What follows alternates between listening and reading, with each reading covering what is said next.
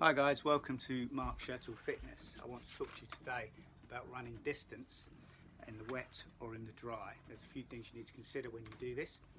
What do I consider distance? Anything really over 10k, 10k is around 6.4 miles, so anything really over 10k you begin to move into distance territory and you need to think about a few things. First one is route. The route you're going to run. You'll normally know what it is, you'd have googled it, you'd have mapped it out, that sort of thing. And so you'll know if you've got to run across busy roads, if the terrain's going to change, if it's hilly, if you're running through fields, that sort of thing. So always consider the route, because what you then need to think about is the weather. Alright, so is it going to rain? Is it going to be icy? Is it going to be hot? Because then that moves on to the clothing that you wear. Now if I'm running distance, wet or dry, anything over 10k really, I always take a backpack. This is a backpack. You can buy these online, you can buy them anywhere. I wouldn't pay less than £15 for one, but you can get them anywhere between £15 and £30, but they're brilliant. You put them on, you've got pockets for your iPhone there, and these run up with your headphones. If you wear cordless, that's fine. And then in the back here, I always carry a bottle of water.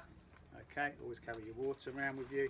I always have a towel to mop my brow, only a little one, and that can mop your brow, it can wipe off the water if you're getting wet. I always have an energy bar there as well if I'm feeling hungry, bananas, whatever, but it all fits in there nicely, nice and snug, very comfortable to wear. They clip on, they become like just wearing another piece of clothing. So invest in a running backpack if you can do.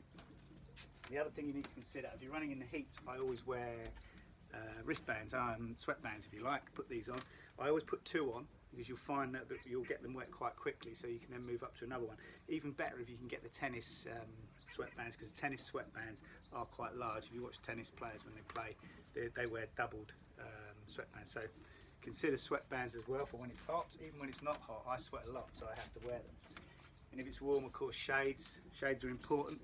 Get a nice pair of shades, running shades, put these on, they stop flies and all sorts of insects hitting you in the face, hitting your eyes, that sort of thing. And obviously they keep the sun off as well, so you're able to see things in front of you a bit better. And obviously a hat, very important, your hat. Keep your sun off your face, all sorts of hats, so I won't go into that, that's not rocket science. If it's cold, if it's wet, you may want to start off with gloves, running gloves. Again, 12–13 pounds, quite important, because and of course as you run, if they get really wet, which they will do, sometimes you don't notice, but if you do notice and you get too hot to wear them, they're easy. Just take them off and you just tuck them in your running trousers. Clothing, these are what I call compression socks. They're all the rage now. I wear them all the time if I run distance. They're brilliant. What they do is they basically massage your muscles as you're running along. They keep everything tight. So if you're prone to pulling calf muscles, which we all are as we get a bit older, these are what you want to buy, compression socks. And they cost, again, anywhere between £8 and £15. Very, very good investment indeed. I've got several pairs. I wear them all the time, like I say, for running distances, and I never normally have any problems, touch wood, he says, with my calves or anything like that. And finally, bottoms. Do you wear shorts? Do you wear bottoms? Do you wear bottoms? Do you wear shorts? I only ever wear these in the winter, or if I'm running along a terrain where I know that the brush is liable to brush against my legs, like the canal. I've been doing a lot of running along the canal recently. There's nettles along there, you get a lot of insects, they're liable to bite you, so I do always wear these whether it's hot or cold, because they're very good at stopping yourself getting bitten and keeping your legs warm. So invest yourself in a good pair of running trousers, as they call them.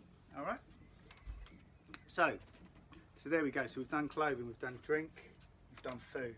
All right, stretch, walk before you run. On the run, if it's a long run, don't be afraid to stop and walk, and stop, take your food on, take your drink on, stretch out, and then continue. You're only going to lose a minute, 2 minutes, and in the grand scheme of things, it's not the end of the world. Some people say, yeah, but I'm training for something. It doesn't matter. I've never seen anyone run a whole marathon in all my time, and I've run a lot of marathons. And you will have to walk, you will have to stretch in a marathon, in a half marathon, so just do it in your training as well. It's no hardship, everybody walks. And finally, and I've said this one before, try to build up slowly to your pace. When you come out of the house, don't start running at your running pace, just walk.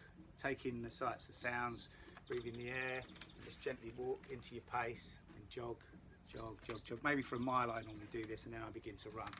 And the reason I do that is that my breathing then drops into a rhythm, drops into its own, and then I'm running comfortably and I don't have to worry too much.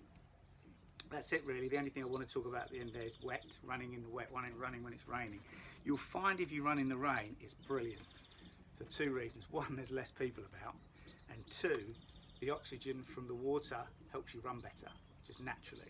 If you see rivers, streams, whatever, and where the fast flowing water is, you tend to get more fish there because of the oxygen in and around that area. So it's no different to when we're running outside in the rain. It's great to run in the rain, it really is. But just make sure you've got the correct clothing on, okay? Try and begin, if you run in the rain, try and begin when it's dry. The reason for that is you will warm up, but it's not nice to run in soaking wet clothing immediately.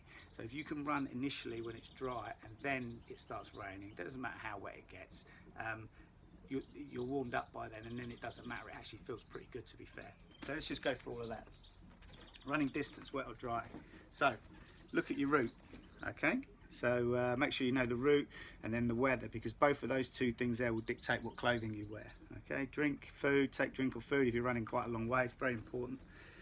Walk, stretch beforehand and again at the end too, and build your run slowly. Again, if you're running in the wet, try and begin your run in the dry. It's not always possible, but try to do that, and you'll run quicker in the wet, purely because there's oxygen there. So you will find it's a better run. It's actually worth doing it, worth going out in the rain and running, because it's great, because there's less people about as well.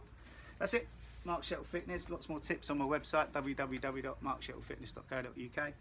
Beautiful day here at the lake, so I'll speak to you soon. Thank you.